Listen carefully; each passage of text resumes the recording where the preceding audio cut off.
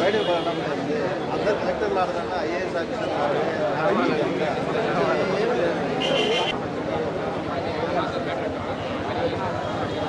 ఎవరు చెప్పుకోలేదు బయటకు చెప్పుకుంటే అందరూ గుర్తుపెట్టుకోండి. ఏమో పెద్ద పని ఏం కాదు, భయపడి అందరు ప్రాణాలు మీరు తెచ్చుకోవద్దండి.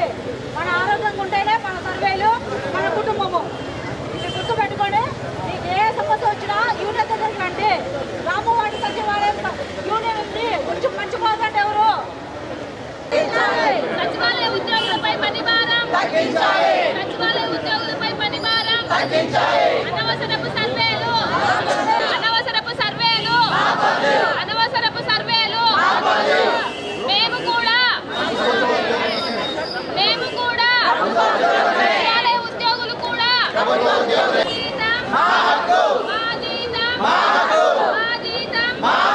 సచివాలయ ఉద్యోగులపై పని భారం సచివాలయ ఉద్యోగులపై పని భారం సచివాలయ ఉద్యోగులపై పని భారం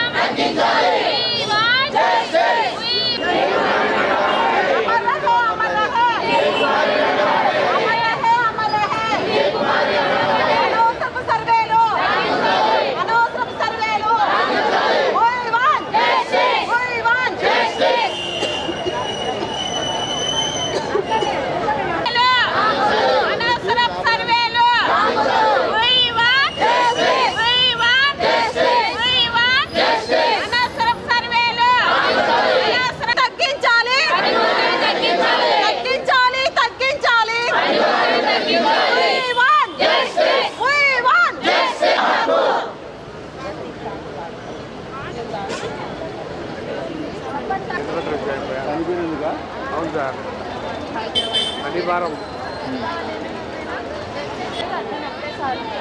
ఉంటే వేరే డిపార్ట్మెంట్ అందరూ వచ్చి మాకు పని చేస్తారు. వాళ్ళ సర్వేస్ ఏమైనా ఉంటే వాళ్ళకి వర్క్ చేస్తుంటాం. అంతేకాని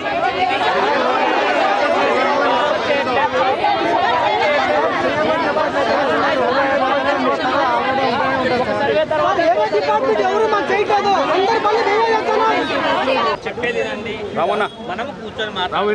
మనం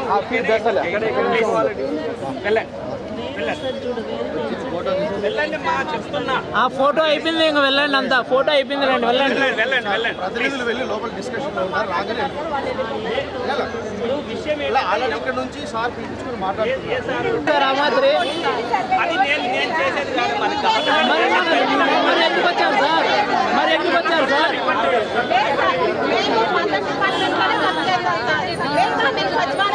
ఏమి చేయండి సార్, నాకు మత డిపార్ట్మెంట్ సపోర్ట్ చేస్తారు. మేము పిల్లలం సార్,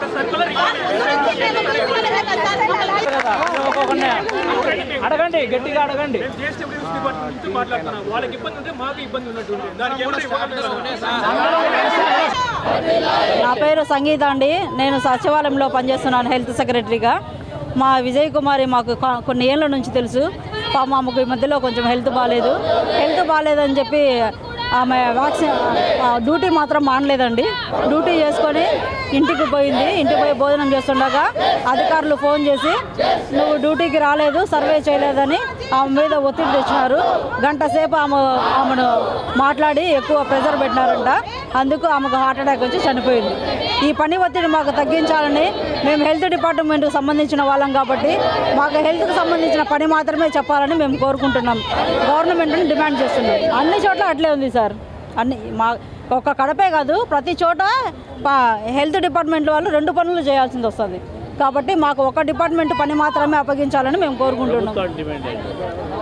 మమ్మల్ని మా మదర్ డిపార్ట్మెంట్లోకి కలపాలి, హెల్త్ డిపార్ట్మెంట్లోకి కలిపి హెల్త్ డిపార్ట్మెంట్ పనులు మాత్రమే చేయించుకోవాలని మా కోరిక.